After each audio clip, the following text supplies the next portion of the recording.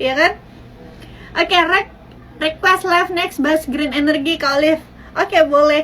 Iya, aku ngerasanya juga kalau kita kebandingin Gading Serpong sama BSD, kayaknya tuh sekarang lebih hidup Gading Serpong ya, lebih rame gitu. Terus ditambah harga-harga rumahnya juga lebih murah. Sebenarnya untuk insentif pajak, SMRA tuh lebih berpengaruh banget sih, karena rumahnya itu masih ada yang di angka 2 miliaran. Kalau BSDE itu kan lumayan ya, udah mahal-mahal, udah deket 4 miliar, ada yang di atas 5 miliar. Apalagi kalau Pakuwon, apartemennya tuh mahal-mahal gitu ya.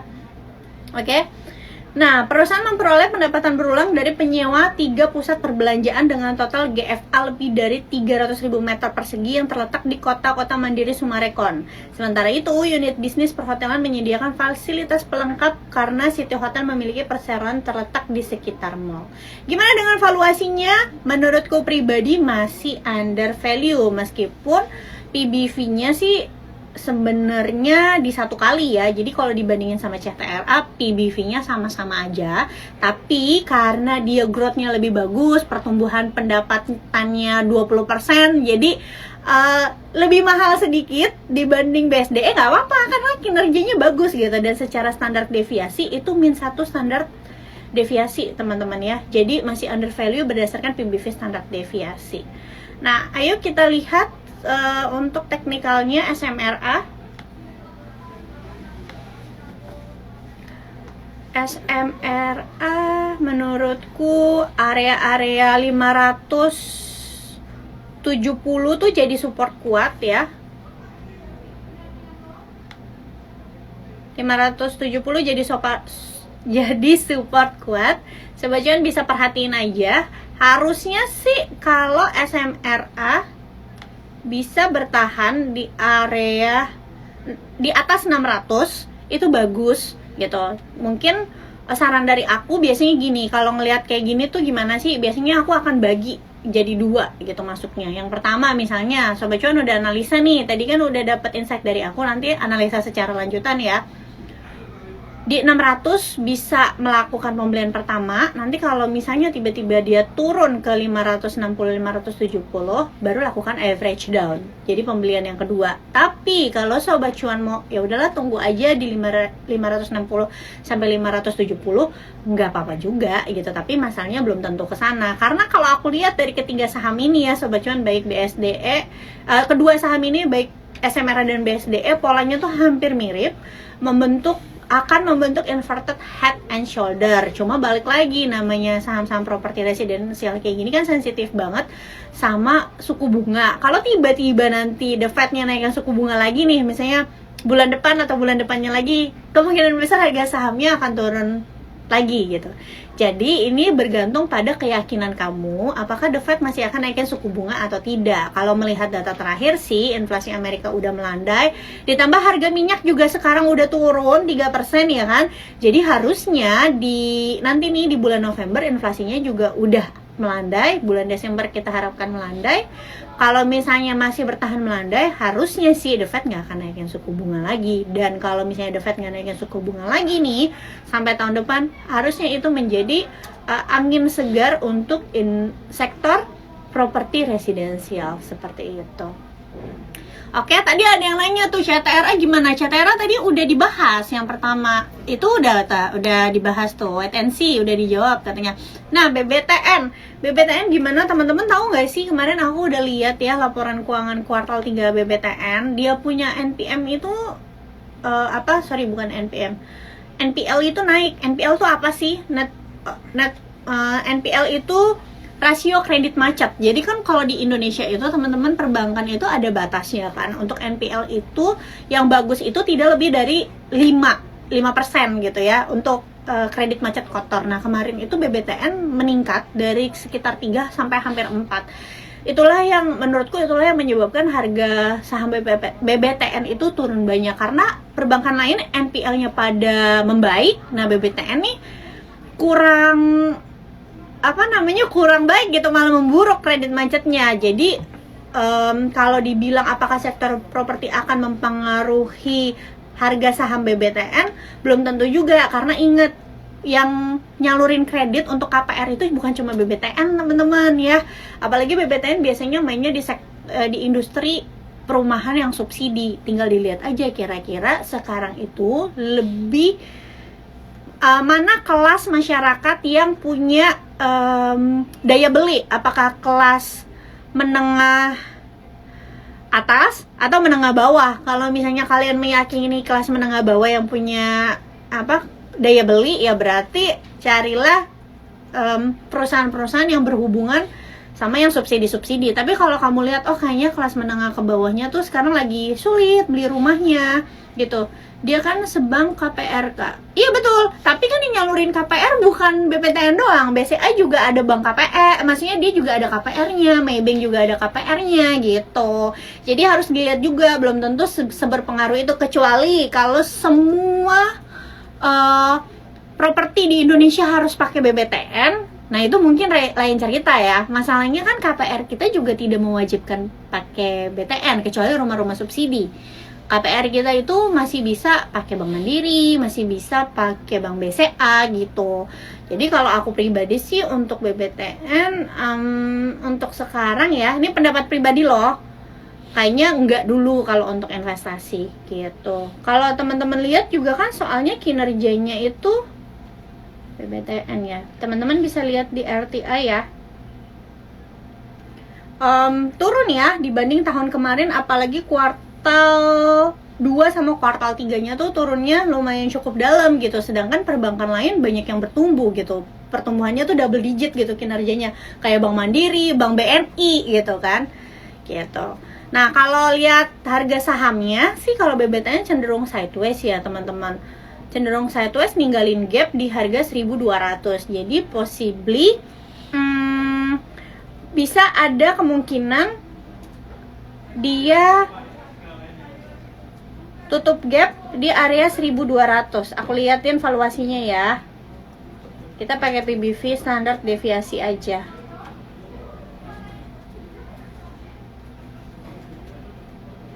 Kalau valuasi sih udah murah ya teman-teman, di bawah PBV 1.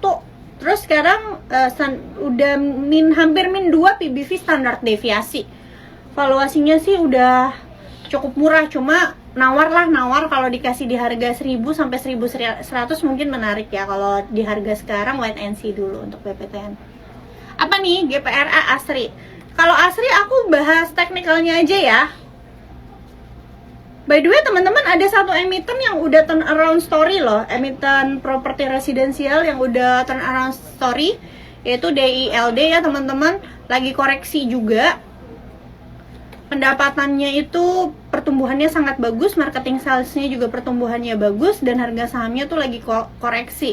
Kalau teman-teman suka sama saham-saham turn around kayak DILD ini, bisa perhatiin aja tuh di harga-harga 180-an gitu. Asri Alam Sutra Realty. Asri 130 sampai 150 area demand-nya ya. Ini juga kecenderungannya sideways nih. Udah dari tahun 2021 harga sahamnya itu sideways itu dia cuma bergerak di antara harga 135 sampai 186. Jadi kalau saham-saham kayak gini better untuk trading aja, untuk trading jangka menengah. Belinya pas di area demand-nya itu di kisaran 136 sampai 150-an. Itu untuk Asri ya. Oke, kita jawabin pertanyaan. Bahas emiten udah dibahas. GPRA Asri. Bahas bank digital. Arto. Kita lihat Arto.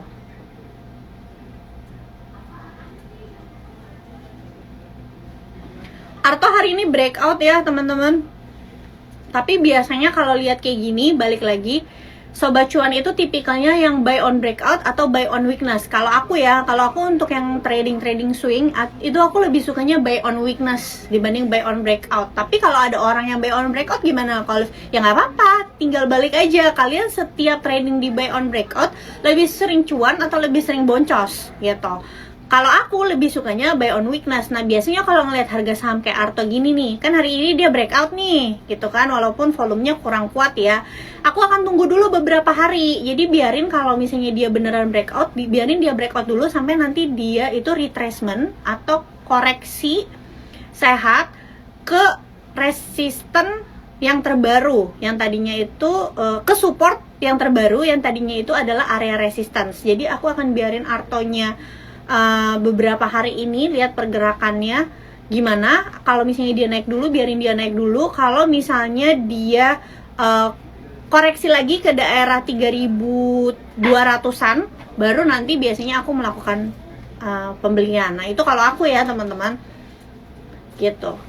Aku suka, nah iya sama aku juga kayak gitu. Kalau buy on breakout pullback itu sebenarnya buy on weakness sih. Jadi dia breakout dulu, baru dia retracementnya itu ketahan ya di area support terakhir, baru biasanya aku melakukan pembelian di situ. Soalnya biasanya kalau IHSG-nya lagi kurang bagus, sering banget terjadi false breakout gitu loh. Jadi kadang-kadang harga sahamnya suka naik lewatin resisten, tapi sebenarnya nanti berapa hari kemudian turun lagi, balik ke trend sideways-nya kayak gitu. Jadi kalau aku pribadi akan nunggu dulu sih beberapa hari untuk Arto ya. Tadi ada yang minta tanyain agro ya.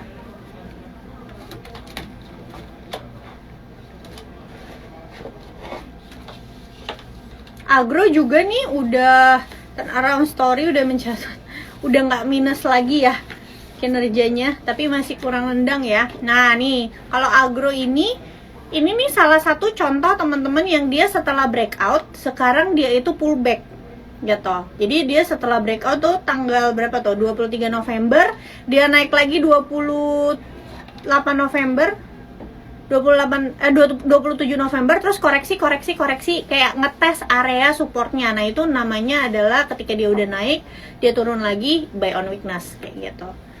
Untuk si agro boleh nih, kalau sobat cuan mau beli area-area sekarang boleh, tapi batasi stop loss kalau misalnya harganya turun.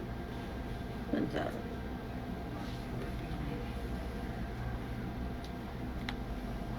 Mungkin kalau dari harga sekarang target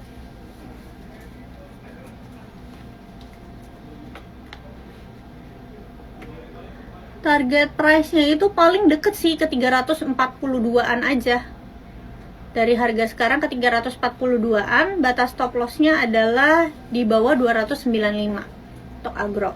Boleh. Selama dia nggak turun di bawah 295 masih oke, tapi targetnya sih pendek ya. 345-an aja. Gitu. Tadi udah dibahas deh. PBTN. Pasti pada baru masuk.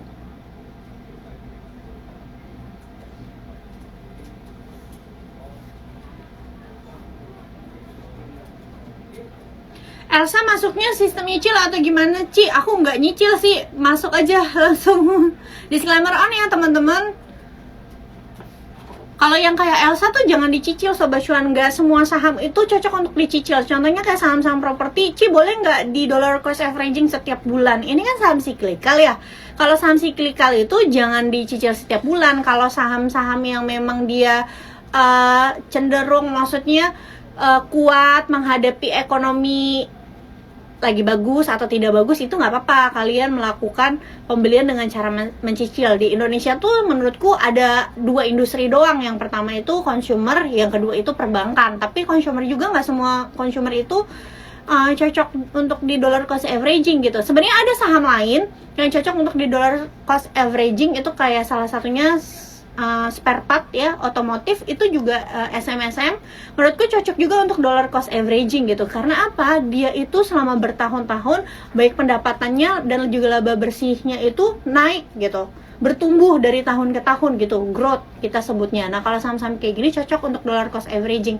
Tapi kalau saham-saham yang siklikal, yang kayak misalnya di siklus ekonomi tertentu dia bisa bagus banget, di siklus ekonomi tertentu dia bisa nggak bagus banget, yang kayak gini jangan di dollar cost averaging. Justru kalian belinya adalah ketika memang kalian rasa valuasinya lagi murah, ya udah beliin aja dari uang kamu yang ada. Nah, nanti kalau kalian mau average up, selama harga sahamnya itu masih di area harga wajar, nggak apa-apa kalian average up kayak gitu. Contohnya kayak apa? Kayak perusahaan batu bara ya, komoditas gitu, jangan di dollar cost averaging gitu. Justru kalian belinya nih misalnya nanti kayak pas industrinya berdarah-darah, kalian beli itu pas EPS-nya lagi jelek, lagi turun dan lain-lain, harga sahamnya lagi turun, kalian beli yang banyak baru nanti kalian jual pas lagi di peak commodity boom kayak gitu. Oke Kak, 50 juta mending belikan BBRI BBCA kalau untuk hold setahun ke depan. Sebenarnya baik BBRI BBCA keduanya sama-sama bagus sih Sobat Cuan, dan keduanya itu punya keunikannya masing-masing dan juga raja perbankan di kelasnya masing-masing gitu. Kalau BBCA kan seperti yang kita tahu, kayaknya aku udah sering ulang-ulang ini ya, BBCA itu kuat di kota-kota besar yang pasti dia ini kan banknya para masyarakat menengah atas gitu ya. Kita gajian aja ibaratnya kan pakainya BBCA. Terus juga masyarakat itu banyak banget yang percaya sama BBCA, makanya dia punya kasa. Kasa itu adalah rekening biasa ya, kita sebutnya bahasa simpelnya rekening biasanya itu jumlah nasabahnya itu banyak dibanding depositonya mereka. Artinya masyarakat itu banyak yang percaya naruh uang di BCA. Selain itu juga dia punya NPL, kredit macetnya itu sangat rendah, dia punya cost of fund itu sangat rendah. Ya kalian bayangin aja, kalian naruh duit di BCA paling bunga depositonya berapa sih? 2,5% gitu ya, nggak sampai 3%. Ini kan yang namanya cost of fund. Mereka bisa loh, si BCA tuh bisa loh cuma kasih kalian bunga sekecil itu, tapi kalian tetap mau kan nabung di BCA gitu, saking kalian percayanya. Nah, istilahnya keunggulan dari trust masyarakat ini yang belum tentu tuh bisa disaingin sama bank-bank lain gitu. Ibaratnya ini kan kekuatan brand ya gitu. Nah, kalau BBRI seperti apa? BBRI itu keunggulannya adalah dari kreditnya dia, karena dia ini kan ultra mikro. Belum ada yang bisa nyaingin. Ada kemarin BTPS, tapi buktinya BTPS kredit mikronya babak belur juga, karena BTPS itu kan kreditnya ke ibu-ibu ya, ibu-ibu yang kayak jualan-jualan harian nasi uduk gitu-gitu. Akhirnya banyak gagal bayar kan kemarin, makanya CKPN-nya dinaikin gitu ya. Makanya sekarang ibaratnya BTPS lagi di meja operasi lah. Sedangkan BBRI UMKM-nya itu ultra mikronya kuat banget, walaupun bunganya tinggi ya, kalau nggak salah kreditnya itu bunganya 13%-an ya, di atas 10%-an, tapi tetap masyarakat mau minjem uang ke BRI, terutama yang ada di daerah-daerah. Nah, jadi balik lagi, kamu tuh sukanya yang mana gitu kan. Kalau misalnya cuma punya 50 juta, emang better pilih salah satu, jangan dua-duanya gitu. Nah, cuma balik lagi, kalau BCA itu valuasinya itu menurutku lebih premium daripada BBRI. BBRI punya valuasi itu lebih rendah ya, lebih murah. BCA dividennya juga kecil. Paling kamu dapat dividen yield itu setahun itu 2%-an. Sedangkan BBRI itu kamu bisa dapat misalnya dividen itu 5%-an gitu. Jadi balik lagi, kamu suka yang mana gitu. Kalau perhatiin juga sama kayak gini, harga per lotnya. Contoh, kamu punya uang 50 juta. Kalau misalnya ada dua perusahaan yang mirip-mirip tapi satu saham harga per lotnya lebih rendah, mungkin kalau kamu beli di saham yang harga per lotnya lebih rendah, kalau dia turun ketika kamu mau average down, itu kamu nggak perlu terlalu pusing sama modal gitu, ngerti kan? Kayak contoh nih, ada saham harganya 1000, yang satu harganya misalnya 500 perak harga sahamnya gitu.